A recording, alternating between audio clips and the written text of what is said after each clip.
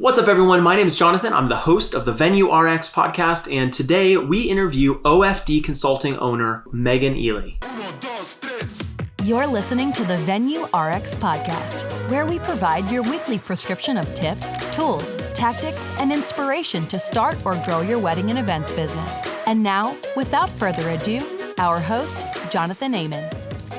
All right, Meghan. So I'd like to just jump right into your story. I'm super excited to talk about PR and everything you have going on, but I really would like to get started with just a discussion on how you got into this industry, how you got into the wedding and event space, consulting, like what you do and kind of how you got to be doing what you're doing right now. So could you take us through a little bit of a journey, maybe even as far back as college, to kind of tell us who were you in What college? about high school? I need to start in high school. Is that okay? Absolutely, please. The earlier, the better, to be honest. Okay. Well, let's start in high school. So I don't know if you did this back in the day when you're in high school, but I took a career test. I took a career test when I was probably 14, 15. It was freshman year. And, you do the whole, you talk about your personality, all those things, and outspit public relations. And I thought, what in the world? I'm 15. I don't know anything, but I thought that sounds interesting. And then as we kind of start heading towards looking at colleges and things like that, that inevitable question comes out that says, well, what are you going to go to school for? And I kept saying PR, public relations, not knowing truly what that actually meant. But I got so much positive reinforcement that I just kept saying it. And then one day I thought, well, I should probably actually figure out if this is something I want to do. And once I realized it was working with the media, now I'm taking it way back.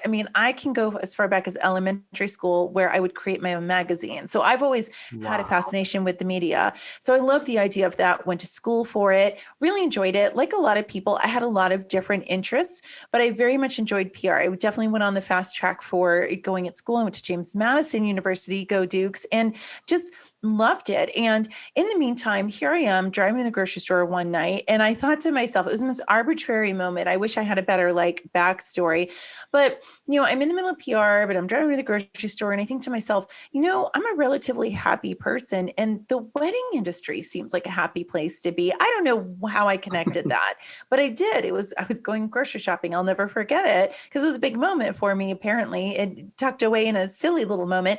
And I started having an interest in that. And so a lot of my school projects started to be more wedding based. I kind of just got stuck on this idea, graduated school, decided to spend some time out at the Nike World headquarters as an intern, learned a lot out there.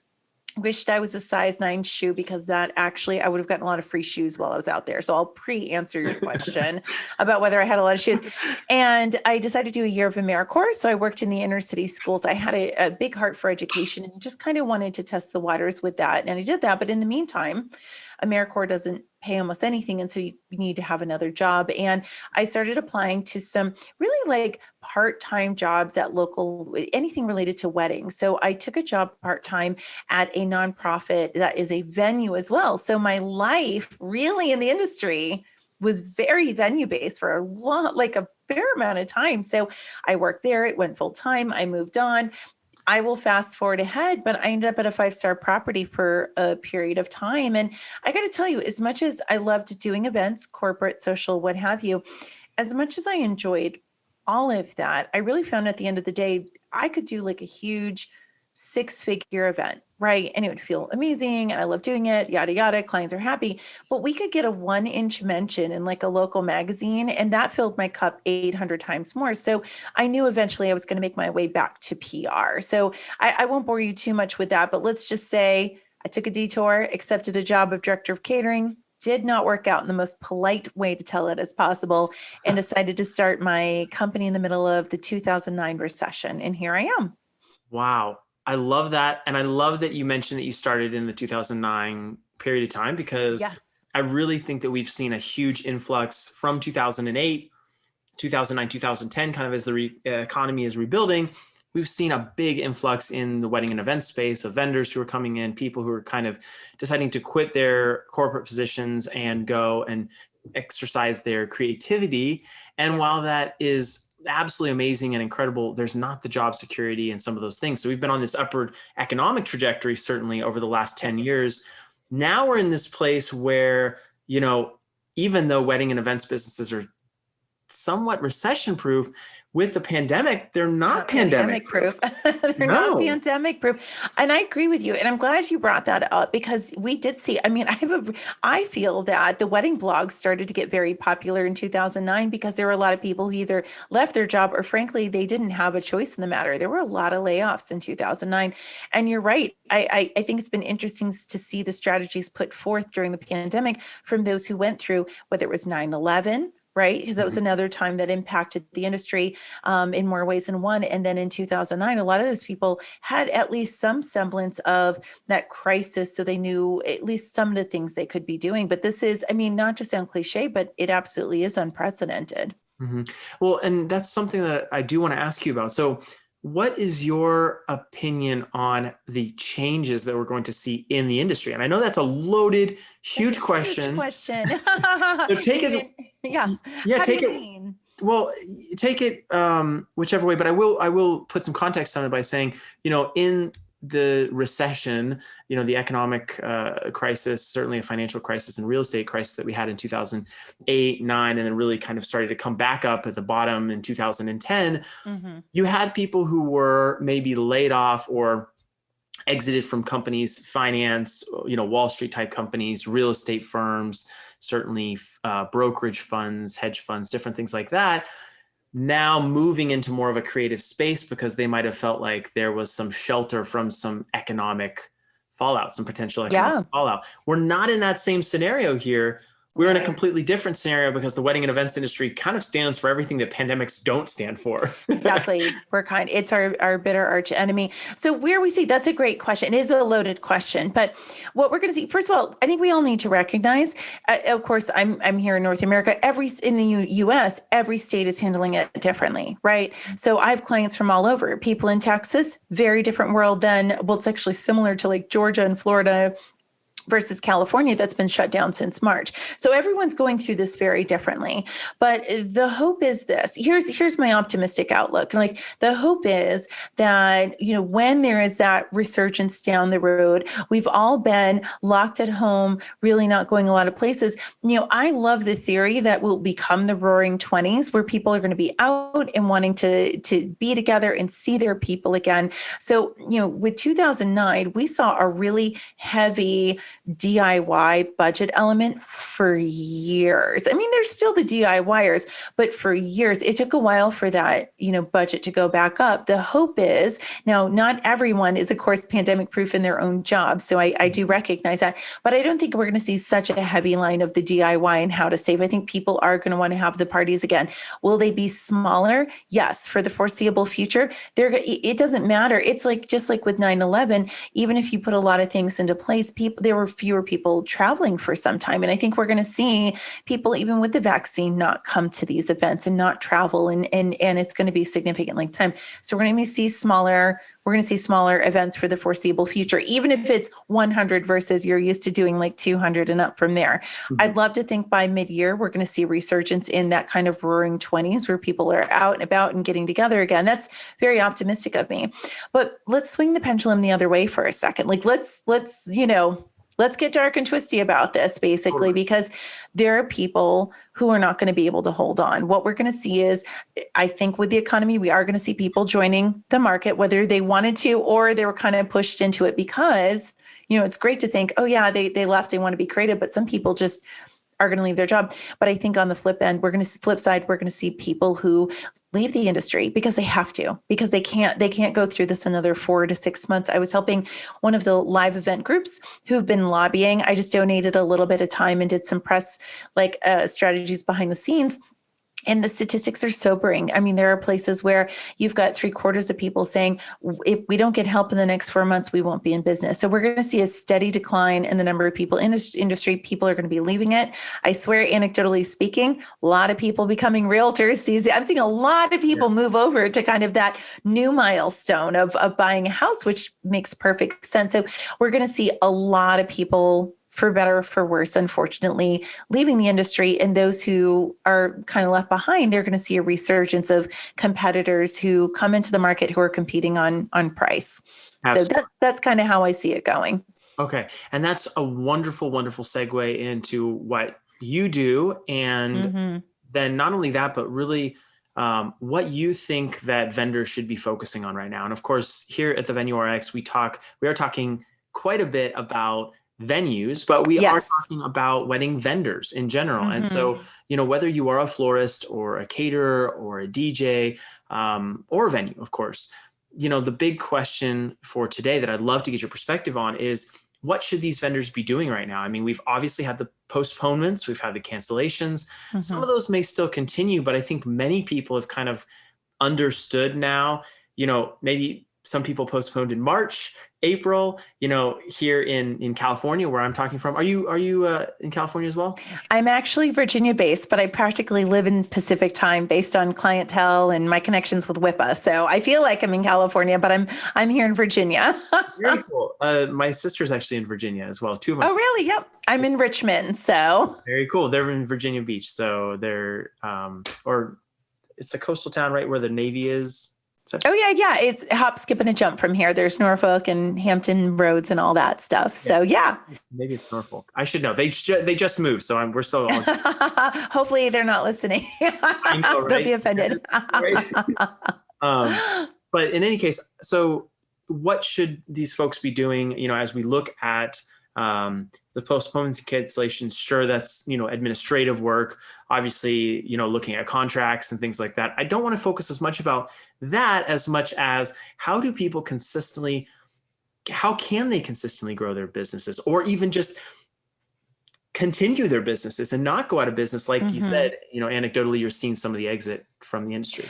Yeah, absolutely. So I'm going to take it in two parts. Kind of I know we're not going to get too much on the business side, but I'd be remiss if I didn't jump into that briefly and then talk about the promotion first and foremost. And I'm not a money lady, but I'm going to recommend somebody who is get your finances in order for next year. No one wants to, none of us really want to look at our cash flow and try and figure out, make use or make sense of what next year is going to look like. But the quicker we can be responsible with that, the better. I work with B-Sage Consulting myself, Michelle Loretta, who is, I talk about her every day. Basically, as soon as I landed March 13th off of a plane and saw everything shutting down, I had an emergency meeting with her, and I'm glad I did. So I would hope that venues and pros alike are sitting down and truly looking at their numbers. As Michelle would say, you're going to be operating a lot on deposits for next year, and all, it's very complicated. So whether you take the time to do it yourself or you bring someone in, I would think everyone needs a strong base. So that's one thing. And I think a lot of the other things like revisiting your contracts, I think those are all great things as well, but build that strong base on your finances, because you don't know what you can do on the promotion side until you have an idea of what kind of time and money you have available to allocate to that. Next, I got to say, I'm putting on my PR hat now. You got to be a port in the storm for people, period. When this all happened, I put together wedding PR meant for, during this time of pandemic, it was meant for venues, photographers, planner. And I said, here's the thing, no one's going to rescue you from this but yourself. In terms of the PR world, you want to be that guiding light for couples, whether they've booked with you, whether they're prospects. Can you imagine, at the time of this recording, we're on the precipice of engagement season. Can you imagine engaged couples getting engaged over the holidays and they're like, what do I do? Because every date is booked for 2021. Like, I don't know what to do with this. And so you want to be that guiding light a few different ways. You want to, you want to display that authority. Mm-hmm. You want to display that leadership. And that's going to be a couple different ways. It'll be through content that you own and also that third-party credibility. So I want people looking at their website, their blog, their social media. Yeah, all the pretty pictures are great. And I get that. Like, and of course, you want to make sure you're optimized, but you also want to lean into what we're going through and make sure that you have a site dedicated, parts of your site dedicated to answering those questions. Think of all the questions coming up from couples. You should be putting that out there to be that guiding light to your clients, as well as the people looking to book you. I know some people are afraid to kind of jump into the world of COVID with this. I'm like, how could you not? Like, we all are in it together. It's like the venues that say, well, I don't really want to dig into any content on rain backup plans because I don't want people to think about it raining on their day. And it's like, but that's not responsible way of thinking anymore. We can't.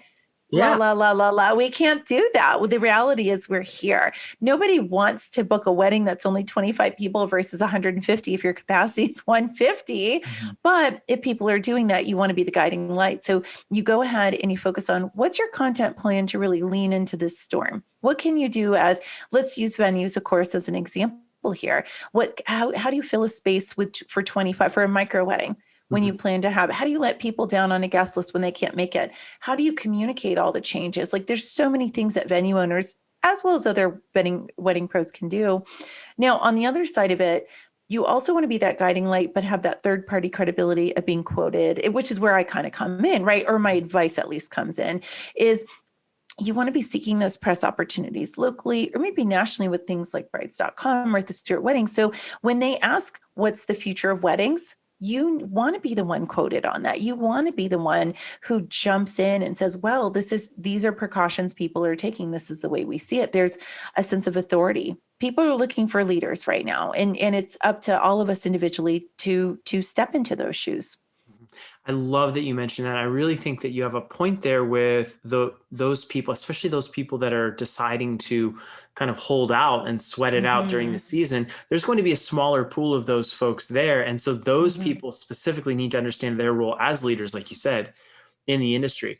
That's really impactful. You mentioned content, and I wanted to go there really quick. You have, I really want to dive into what you do with consulting, with PR here in just a little bit. But from your perspective, given that there's not a ton of content perhaps being created right now from a visual perspective, weddings that are being shot, vendors or venues rather, who are able to request some of those pictures and videos from the photographers that are there, things like that. Would you recommend starting blogs? Would you recommend, what would you recommend for some of these vendors that you're talking to, the types of content they're actually creating in a very practical sense? Well, I think a lot of people panic right now because they think, well, I don't have all the gorgeous photos of events that were postponed, especially to your point, being in California. I don't have very much from this year. I have never been in 12 years at a point where I've had more content needs in the last 9 months than I have in 12 years. Because what you have to do is kind of publish does not mean pretty all the time. That's what we've always thought. Oh, I'm published. Look at my gorgeous weddings. You can and should be published because of your brain, because of your expertise. So don't panic about, throw a couple photos up there when you're creating, but yes, consider starting a blog. If you've got to consider what's the low-hanging fruit, right? First of all, coming up with a real list of things that you could be covering. I always say a good prompt for yourself is, what are the questions I'm getting over and over again that I'd really like to tackle, to be able to share with people? And right now, I mean, the list goes on and on. When we have writers who come to us and say, hey, can you pitch us some ideas to send to our editors? I mean, it takes like that to give them 20 things. And we're not even living in the industry the way we used to. Absolutely. But on top of that, what are your talents? Because I don't want someone, because you ask a question, should you start a blog? Well, then I push back and say, are you a good writer, or can you afford a writer to make you look like a good writer? Because if not, the low-hanging fruit could be video. You could start a YouTube channel that then you get transcribed and then you put it onto a blog. You could be a writer. That's great. Do that instead. But you have to determine what your strengths are right now and what's going to make the most sense for you. Plenty of content though. I mean, we literally this morning sent, it was 20,000 words to the New York Times just on virtual weddings, elopements, and micro wedding. So there's content to be had. We've got plenty to talk about. Absolutely. And I think also it's important to have the perspective that you're coming from with wedding pros, because a lot of what may be in the news about events right now are some of those vendors that aren't being responsible perhaps. And so there's this negative press, and that is really tricky, because that can give a lot of negative press to everyone in the industry. This is something that we've had to deal with. So sometimes I get leads from places and I know what journalists are working on. And the Associated Press sent a call out for basically bad behaving weddings. And this was a few months ago. And I thought, oh my God, you can't prevent that stuff. The fact is they have every right to talk about these things, but unfortunately it becomes a snowball effect as well. So first and foremost, you want to be proactive about it. You always have to look back to your own business practices right now for period, and make sure that you're walking a straight line when it comes to COVID. I know that's easier said than done, but you have to. And from there, you want to be responsible about the weddings that you do have coming in. You have to be very mindful about the content you're putting out there. If you're a venue that recently hosted a beautiful event and you get 600 images in a gallery from the photographer, you're going to curate some for a blog post, and you better make sure that the guests they're following the rules of the land where you are. If you're in Texas, it's different than if you're in California, but you want to make sure you're not showing weddings that are too big, that are indoors that shouldn't be, people not wearing masks. Obviously, when the couple's doing their vows, they don't wear masks, but you know what I mean? Yeah. So it's your responsibility. And then keep your ears to the ground. I think people get really angry about these write-ups, but the journalists have every reason to call out bad behavior, but you want to take a proactive approach to it. When I knew that Associated Press article, I knew it was going to be a short lead time. I actually expedited an article that got featured in specialevents.com. That not the same following as Associated Press, but we put it out there, and it was how to deal with bad behaving weddings. So we jumped in pretty proactively and got that out the door as that article was coming out. We don't want to be retaliating. You don't want to take that anger about seeing these events, like take that energy and put it into something productive. Be that guiding light. Pitch yourself to these other writers and see if they're willing to do follow-ups where you can talk about, you can't really fight it and say, well, let me tell you about the weddings that we're doing well. Well, that's kind of a boring read for people. People want to read about bad behaving things. Absolutely. So instead, can you talk about innovation, talk about creativity, find other angles that are going to catch the interest of that. But it's up to us to combat that. But I think you and I can both agree that all the things that we've probably mutually read, that when people say all press is good press, I think we can both agree that is no longer, I've never thought that was the case, but it's definitely no longer the case now. Absolutely not. I know I read something that Bethel had posted on her Facebook. I want to say it was an article about, photographers. Actually, I think at a wedding in Texas. And yeah, there's some different articles that I've read that I'm like, ooh, like I would not, that is not a good look at all. No, it's not. And listen, I come from a place where I fully recognize I'm not in the wedding industry proper anymore. I can't imagine what it's like to be on site when you've done everything right and then someone behaves bad. How many times was I working in a venue, even at a 5-star level, and there were drunk people being jerks? Totally. You can't always control that, but you can do your best to see yourself out of situations. If anything, you do your best not to put out the content that encourages bad behavior as well. Absolutely. Absolutely. And it's totally an encouragement thing. I think that that's a really, really good point. Well, let's move to the PR section. So What is OFD Consulting? What do you do for wedding and event pros? Tell us a little bit about this and, obviously how being informed about the wedding and events industry has shaped what you do now. That's a great question. No one asks me that lingering question at the end. So thank you for that. So OFD Consulting, in short, we are a small but mighty team of wedding publicists. We are obsessed with the industry. Most of the people I've hired over the years were wedding pros at one point because I can teach PR. In fact, I teach at a local university. Some of the students have moved up, graduated, gotten jobs, and eventually made their way to me, my star students. I can teach PR, but that true intrinsic knowledge of the wedding industry, you can't teach that unless you've been in it, right? And so that's something we're very proud of. And I had a hard time explaining, 12 years of this, and I still ironically can't always explain it, but I was doing my toughest gig yet as a speaker. It was my son's kindergarten. It was career day, and I was up against people who brought like police cars. So obviously I was like, oh Lord, I'm in trouble here, right? Well, I brought swag. I completely bribed these children, and I got up on top here, but I said, listen, I see the best in people and make sure everybody knows about it. And I thought, I need to use that for the rest of my life, basically. So we have these great wedding pros who come to us a couple different ways. And essentially we work with them in the sense of we figure out what their strengths are, what their kind of superpowers are, and we find ways to get that out there, whether they're being quoted in the New York Times, whether they're doing podcasts, speaking engagements, so on and so forth. And so, we do have a couple different ways to do it. We have a retainer basis with people who they really want to get out in front of the industry. I actually own weddingindustryspeakers.com. So those folks land there and they do, like I said, thought leadership comes in many forms. So we work with them on that. We make sure they know about the opportunities and that we put them out there. But I would say almost a quarter of my group also is through a membership called the OFD Collective. So that's my hub. That's where we do real wedding submissions. We've done oh my gosh, I think we've done almost 900 at this point in 12 years. Wow. It's not our first day. Not our first. Congratulations. That's huge. Thank you. Not our first day doing the real wedding submissions. And so we streamlined the process. But after all of these years, I finally came to a point where I had these amazing writers come to us and say, I need help with X. And maybe I wouldn't have someone on the retainer side. So now people join the membership and they get those press leads. So now if you're a venue and you join, like brides.com might need help on X, and then you chime in, I'll connect it with the writer and so on and so forth. So it's kind of a win-win, big on education, so on and so forth. And one of the big questions that you asked that I so appreciate you did, it's like, how does that background knowledge help? Let me tell you, it helps every single second of my life, because I will have writers who are amazing, have been writing in the wedding space for years, but they've never been a wedding pro.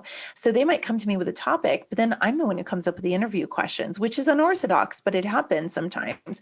Or I will have someone answer, and then I'll dig in a little bit more and say, well, why don't you expand on this part? Because I get the intricacies of being there a day of. I literally did nearly 1,000 events before I went into wedding PR. Wow. And so that's giving that context is really something I'm very proud of, because we can dig in a little bit more to these questions that are being asked of our pros, and to give a more robust, context to the writers, so it's a better story. Absolutely. That industry experience probably gives you a real genuine approach, instead of just being someone who's very good at PR, which you are, but now you add on really a huge awareness to the industry itself. You're able to ask those better questions, those more directive questions that really help add more value for the readers, listeners, et cetera, et cetera. It's something that we very much so. And we are glad to have kind of that edge to do with it. But then it's also the basic stuff as well. So if, you've got someone, a journalist coming and there's this great wedding and we want the photos from it, I already know that the photographer might take 6 to 8 weeks to edit it. I also know that, if Martha Stewart Weddings needs something and they write me Friday morning, I'm like, well, if we're in the middle of season, I have to set expectations that that's production time. Venues are getting ready, planners are doing rehearsals.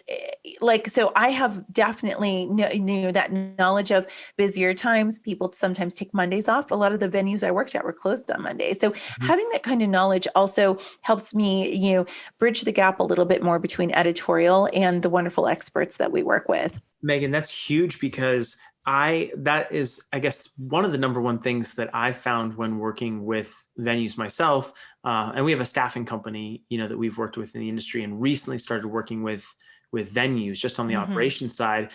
But it's tricky when you're talking to venue owners. A lot of times, specifically new venue owners, don't really have an understanding of the wedding and event space. And so they kind of feel like weddings are these things that you just kind of turn on and turn off, like turn them on, get the deposit. And it's like, no, it's a commitment. It's a process over a 12, 18, sometimes even 2-year period, 12 to 18 months, maybe even 24 months in some cases. And certainly now very, definitely shorter time frames. But it's that whole process. It's not just, transactional. You're having that relationship. And so it's emotional, right? It's emotional. Everything is like down to the number of people seated at a table is emotional versus logical a lot of the times. Absolutely. And sometimes you shouldn't put 12 people at a table, maybe pre-COVID times, right? But 12 people at a table, but because of the way that, the mother-in-law wants people sat, that's what's going to end up happening. So you're totally right about the emotional component. I want to rewind though really quick. You mentioned real weddings. And for those listeners that we have who may not be as familiar with what that is, what is a real wedding? You said submission to a real wedding, kind of define some of those. Absolutely. So real wedding submissions, in the most basic way to explain it, it's when you've got a great event that has taken place. The edited photos have come back from the photographer, and what you may want to do after reviewing it is to submit it to a blog or a publication for consideration, right? So to get it to essentially submit it so it can be featured. And so the components, usually it's the images, a curated selection. It's going to be a write-up of the actual wedding day story, what the highlights, what made it what it was, and then an extensive list of the wedding day team, making sure credit is across the boards. So typically, one of the biggest things people think is typically the photographer who owns the copyright most of the time to the images will be submitting. But actually, one of the big things I try, and I've spent a lot of time in my life convincing people, but venues actually do very, very well with real wedding submissions because mostly their venue is going to be the star for most of the images, right? Mm-hmm. Photographer, all their work is going to be the star throughout. It's their imagery.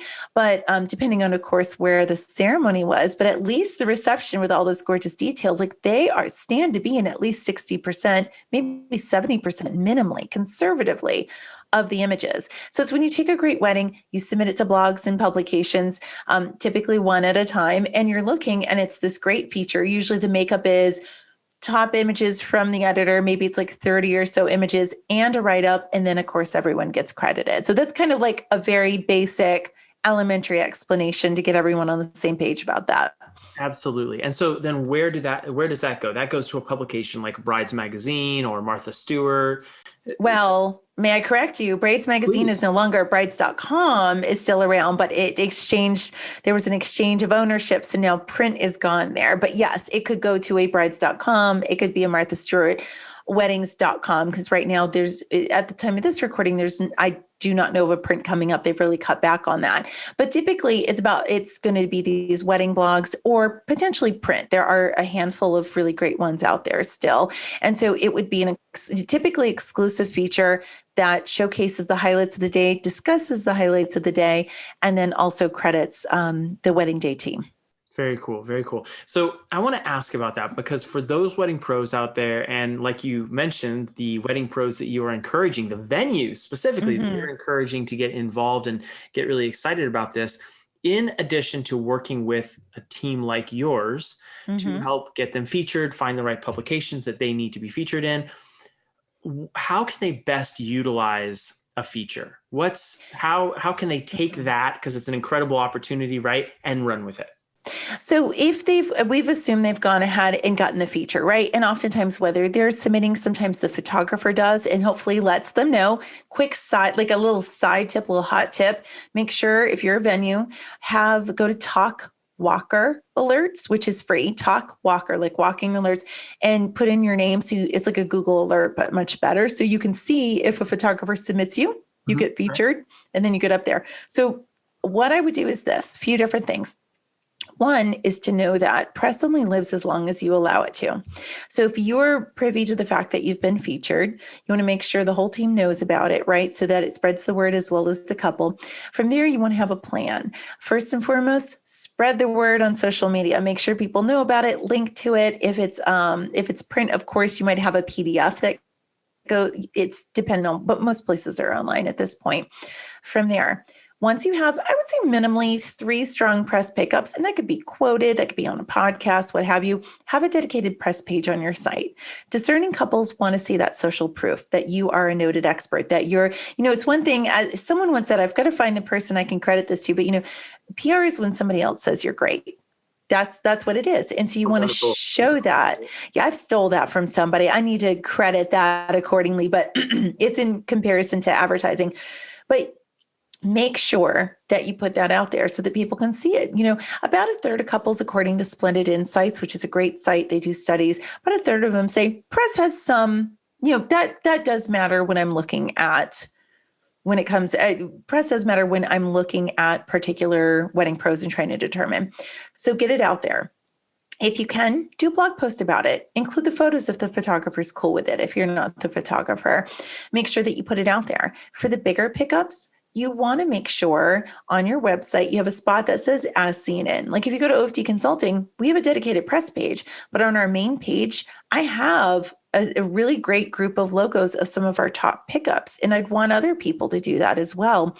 In your Instagram profile, in your biography. I mean, if you've been a noted expert in the Wall Street Journal, you should be shouting from the rooftops on that as well. So make sure you're positioning it so you're showcasing authority without being too braggy about it. There's kind of a fine line, but it's always with good intention, I know.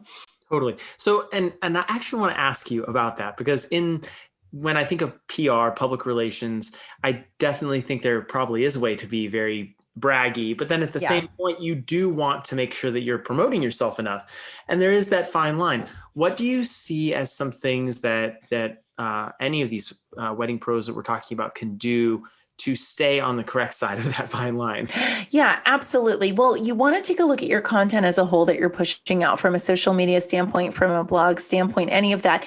And if you take a look at the lay of the land, if you find that 90% of what you're pushing out is, hey, we were featured in, that doesn't give a lot of value to the people following you. So you need to have that 30,000 degree, foot above look and say, okay, and where is this actually of value? But what I would say is oftentimes when you are featured, especially when you're being quoted, oftentimes a lot of your insight is not going to be used. And so that's when you can use it. That's when you can, I know some people who do a great job jumping on a Facebook Live and saying, hey, we got featured, here's the link. I'd like to expand on that, especially in the time where we're in the middle of COVID and, tips for micro weddings or elopements or marry now, party later, and so on and so forth. So you ask yourself, you're sharing the press, but can you add some tips to that as well? Great example. I work with Stillwell Events out in New York City, and he did this cool hybrid event where it's virtual and in person, all very safe. And it's been in a lot of things, and it's going to be in a lot more things. We're very excited. Well, if Jeff just kept talking about this wedding and showcasing it without the context, that wouldn't be as helpful for the audience. But if he's going to demonstrate ways that Zoom was used creatively, all the different aspects, that's when you're really educating. So you've really got to, it goes back to two things. One is you're sharing, but are you adding value? Mm-hmm. And the other part is when you look at the grand scheme of things, all the content you're pushing out, what's the ratio here? Because you really want to keep it to your bragging rate should be not even a quarter of what you're doing. You need to be careful with that. Okay. I love that. Those are two really, really good tips. And I want to flip on the complete other side, right before we get to our wedding wheel section.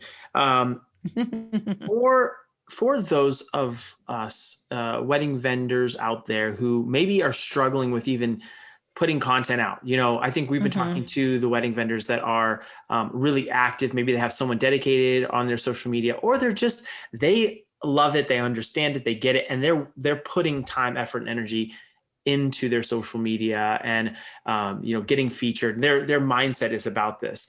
What would you say are some first steps that someone can take who maybe is a little bit daunted by the fact that, my goodness, I have to write a blog post, I have to post every single day, and now there's TikTok. We should of course have a good TikTok channel, right? I love TikTok, but I use that for cat videos. I don't. I'm not going to judge anyone.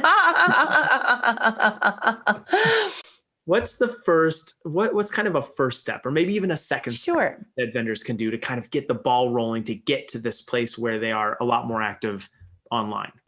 There's a little bit of low-hanging fruit here, and I'm going to do it strictly from the PR side because everyone's going to start at a different place with their own content management here, and there's experts for that. But I would say first and foremost, consider joining Haro, Help a Reporter Out. It is a free service, and if it seems intimidating to start pitching writers, I get that, because if someone's never done it, you can't kind of just jump right in. You've got to do a lot to learn that. But Haro is this brilliant program that I just love, founded by Peter Shankman many years ago. And what it is you sign up for free. And then 3 times a day, Monday through Friday, with the exception of holidays, you get press leads delivered to your email. And so it's not going to be all wedding. It's actually going to be very small percentage of wedding based, but there are going to be writers, journalists that you read in this email saying, I'm writing for ABC News, and I need a planner to talk about X. And you can jump in and do that. I'm looking for a venue, and so on and so forth. So it's a really great free way to, instead of pitching people, take the incoming stuff and just start practicing, because all they're doing is saying, here are my questions, just answer them. So you just cut to the nitty gritty. So that is one small step you could take. I would say also, if you're someone who is a venue planner, photographer, I'd probably say a florist or designer as well. So a lot of the market. Take a look at your weddings for next year as they stand, obviously.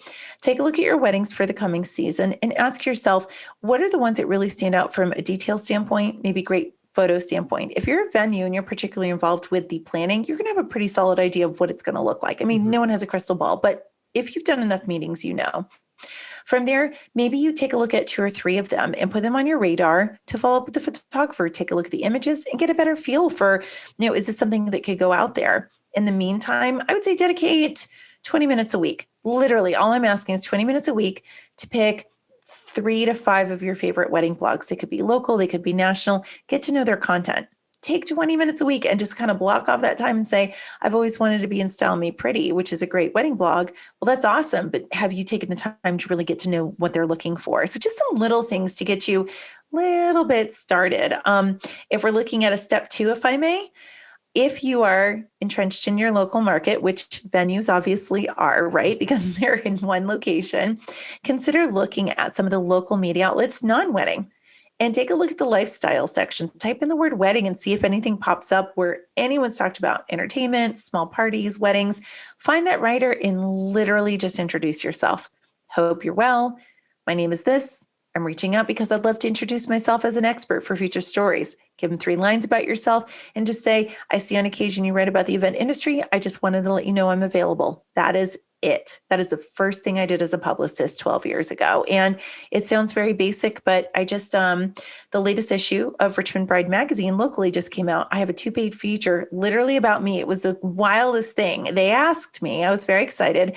And that feature was because 12 years ago, I reached out and did my dorky little introduction. So hopefully it doesn't take 12 years, but they asked me, like, that was a big deal for me. I was so excited. So those are some steps that people can take based on their comfort level. I absolutely love that you mentioned that, because I feel like with content creation, a lot of us can feel very daunted, like, oh my goodness, there's so much to do. You just distilled it down to just these little elements that people can do. They're very, very reasonable. 20 minutes a week, like you said, studying the content. Don't worry about everything you have to do. Just worry about, that local publisher, that local editor, that local piece of the puzzle, and kind of building blocks to actually getting you more involved. So I absolutely love that. Wonderful insight, Meghan. Well, let's shift gears. We are going to go and do our wedding wheel now. I've been waiting for this, so I'm excited. I don't know what's going to come out of my mouth. I can't promise, but let's see. Let's see what it says. I'm excited. The crazier, the better. Maybe not the crazier, the better. But I don't know. We'll see when it comes to that. So the wedding wheel section of our show is where we spin this wheel that has different prompts. And then our guest, in this case, Meghan, is going to go ahead and answer that question. She's not going to answer it right away, though. She's going to have a couple minutes to take a look at it as we get into our daily prescription and the left at the altar section. So we're going to go ahead, give this wheel a spin, and we'll see what we come up with. Ooh, where is a location that inspires creativity for you? This is a physical location. Oh, no. All right. So we will have to think about that. Think about that a little bit here, and we will get back to it. But we are going to transition to our left at the altar section. And the left at the altar section of this show is where you share with us maybe a learning opportunity or experience you had, maybe a failure, maybe a mistake, where you really were able to learn something from it, and then become better as a business person, even back, if you want to take us back to the wedding vendor days as well, whichever direction you want to take it in. This section is meant to help the wedding pros who are listening to maybe avoid a similar pitfall. So take it away. Absolutely. So here is something that happened more recently, and I think it goes to show that it's a learning experience for everybody still. When I talk about real wedding submissions and media and things like that, oftentimes when I'm talking about, you want to make sure your content fits the media outlet, right? You don't want to send, if there is a San Diego based wedding blog, you're not sending a wedding from Houston, Texas. You need to be smart about that. And I get that. That's drilled into my brain at this point. It's part of my DNA. But one of the things in the last couple of years, the wedding media has changed so much. And I had to remind myself, because I'm not practicing what I preach on this. And this was a big moment for me. So one of the big things I'm telling people is when you're looking at different media outlets, it's not just about the content, it's also about the sustainability of the outlet. For example, you don't want to get everyone excited and set the expectations that you're submitting to Bride's print and then not realize it's not around anymore. So you've got to be careful with those things. And I get that. And I usually practice that. And I had a wedding about a year ago, maybe a year and a half ago. One of my longtime clients, she sent it to me and said, I really want to send this over to Grace Armand, which is an outlet in a magazine. And I said, okay, that's great. I did not practice what I preached. I did not go back and look at their recent features. I just knew, I rested on my laurels. I knew that this event was gorgeous and stylistically and from the photo editing, it would be a good fit. So I sent it in with everyone's permission. While we're waiting the required 4 to 6 weeks, I have another client reach out to me and say, hey, I just got a feature in Grace Ramond. It was through somebody else, photographer, but I wasn't credited. And I thought, you're a planner. Why would you not be? That seems like an odd mistake. So I go onto the site and I start to look. And what I hadn't done originally was my due diligence. I just said, oh, I've always known stylistically these weddings are fit. But what I didn't realize is they had changed how they did things. Now it's changed since then again, but they were going to accept weddings. And if you were not an advertiser, you were not credited. So you could be the planner, the venue, you could be the person who submitted, you could be the photographer who owns the copyright. But if you're not an advertiser and paying them, you don't get featured.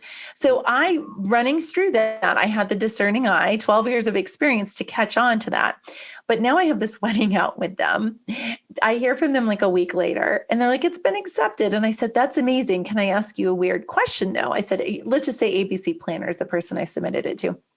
I said, ABC Planner, we submitted on their behalf. It's their wedding. Will they be credited? And they said, no. They're not an advertiser. And I thought, is this real life? And I immediately pulled the wedding because, and I will say Grace Ramond's made a few adjustments since, not a ton, but they've made a few crediting adjustments. And I had to go back. That was a waste of 6 weeks. And it was a really good example of I wouldn't have caught on to that if I had a side client write me with a similar conundrum. You have to make sure when you're looking at the media that you're seeing how often are they coming out with new posts. Is it someone if you're starting to see for one reason or another that they're not posting as much, or maybe they post about a wedding, but they only tag the photographer and nobody else. There's a lot of pay to play situations right now that we should be privy to. You need to have a discerning eye. I myself skipped the usual step that I would, and I didn't consider how the wedding would be featured.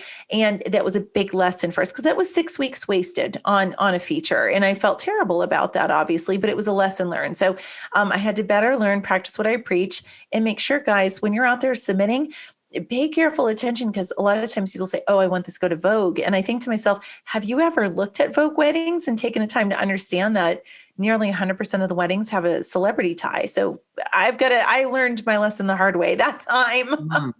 And that really ties into what you said earlier about doing a little bit of due diligence about the actual publication, whether it's Vogue, whether it's Style Me Pretty, regardless of the publication, just really understanding the types of content that they're looking for so that, if you're even a fit and if you're not completely wasting the time by trying to pursue that. Exactly. So we all have to be mindful that, people are not guaranteed to be in business anymore or to still have that print magazine. So you have to make sure that you're very careful with that. Absolutely. Absolutely. Well, that almost serves as our daily prescription in a way, the little hot tip there, because, I think that in a lot of ways, people doing their due diligence, not making those assumptions is something that's so easy to do, especially if you've been in business for a while. And even like you were kind enough to say, even though you've been involved in the industry so long, there were still those different things that you missed. Do you have any other tips, as we've been talking from a PR perspective for wedding vendors or venues who would like to get featured more or to just really step up their PR game? Do you have any tips or our prescription, right? Absolutely. So one of the top things I would recommend to venues and pros alike, set your expectations accordingly. That is expectations with yourself about placement. That's with your couples. That's going to be with your fellow vendors as well. And that's going to be a real wedding submission. That could be inspiration shoot submissions, which some people do those as well too. You got to set those expectations because PR is all about the relationships. As someone who was in the wedding industry for a long time, I understand the value of referrals, happy clients, and so on and so forth. And if you've got a wedding out the gate, you can't guarantee placement. As a publicist, I have a frequently asked question on my site that says, no, I don't guarantee placement. Mm-hmm. And you know what? Some of the publicists do. And I refuse to do that because you're at the mercy of the editor. So you shouldn't guarantee anything. You can't guarantee anything to the vendors as well. You need to set expectations because if somebody says, well, I really want to hold out for the Knot print. Well, do you know the Knot only comes out a few times a year? They don't have regional anymore. Like, should you really be promising one of a coveted dozen or 24 spots for the entire year for the whole world? Like, so setting expectations about that, as well as just having a general knowledge of how long things will take, is going to take you really far. It's not a sexy thing to look into, how long it takes for editors to get back to you, but you want a feature to come out at your hands and have everyone excited about it, not disappointed because you promised People magazine, you know what I mean? Yeah, and it didn't end up there. So make sure you set expectations, and listen, if you kind of set yourself accordingly and you end up at a place even better than you imagined, isn't that a wonderful surprise? Absolutely. Under-promising, Opposite. over-delivering. Opposite. Not the other way around. Scratch that, reverse it. Going back. All right. Well, let's get to the wedding wheel answer. I'm really actually very curious. I love this question personally. It is a great question. It's a stressful question because I am not a creative in the sense of, like, some people probably come on here as wedding pros and say, oh, if I walk through, I had a planner who he lived in Marrakesh and he was very inspired by those that surrounding him. But I'm the opposite end of that. So I'm going to give you a kind of a bit of a different answer on this. But you ask, so what location inspires me creatively, correct? Correct. I am in love with Ireland. I have been there 5 times. I went for work a bunch of times, fell in love with the wedding industry. Then I went back and just to hang out with all of them, right? Like, so I didn't even go. My husband and I, on our first wedding anniversary, renewed our vows because we were there, had a heck of a time in the small town of Dingle. And so let me tell you what inspires me. Obviously, it's got gorgeous landscape, but that doesn't play into my day-to-day with PR. It has nothing to do with PR. Here's the thing. Yes, I'm a publicist, but I was in hospitality first. I was in restaurants and then venues. And part of the reason I think I attract bringing in staff members, employees who worked in the industry is there's this level of hospitality that is unmatched. People who work in hospitality, they aim to serve. Mm-hmm. And so when I went to Ireland and then the subsequent times, I've always so inspired by the level of hospitality there. I mean, you can't meet a person and then go back to visit and not stay at their house, right? Like, you offend them. Like, they're just so warm. And that area, the people there have always inspired me in terms of that level of hospitality and how you make people feel. And my hope is we genuinely replicate that with how we are with our clients, mm-hmm. how we are with the people who are in our collective, and even our dealings with the media, which is a big part of who I work with as well. So I know it's a little bit of a different answer. I mean, we can all say Ireland's gorgeous, but their hospitality is what inspires me often. Awesome. I love that. That's such a good answer. I think it really goes, it's even a bit more dimensional than the question asks for, which I really, really love. It was a deep answer. And fun fact, I was talking to Alan Berg a couple of days ago, who is also on the podcast. And he said that he actually met you, I believe, in Ireland. Oh my God. Yes. Can I say something about, may I say something about that very quick? Okay. So Alan Berg's a longtime friend of mine at this point. I love Alan. But at the time I did not know him. And I knew of him because I saw him speak at Wedding MBA and I had an industry crush on him, right? I thought he was very, very smart. He is very smart. And so we were going to both be headlining at this Irish wedding conference, right? And I went a few days early to hang out with a bunch of the wedding people in the country and then to come to Limerick. And I was very excited to meet him. And I was about 20 weeks pregnant. I ended up with food poisoning. I'm totally fine, but they literally had to push me onto a train to Limerick from Dublin. I felt like I was going to die. I'm supposed to speak the next day. I get there. I'm just dead. I'm dead. I get picked up by Annie, who's running the conference. And I just said, I'll be fine tomorrow, but I need to go lay down. It's 3:00 in the afternoon. I have to go to bed. And she said to me, do you want to come to dinner with Alan Berg and I? And you think that is the moment, right? Of course I want to go to dinner with Alan Berg and get to know him at this level. What access to such a man? And I was like, no, I'm going to barf. And I went to the hotel.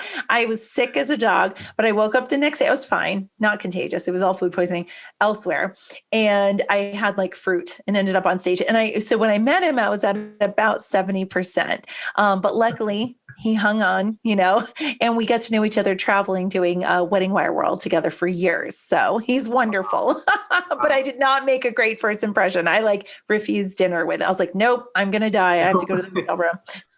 Well, and I feel like I probably owe Alan an apology because we discussed coming up with some joke that you met in Limerick.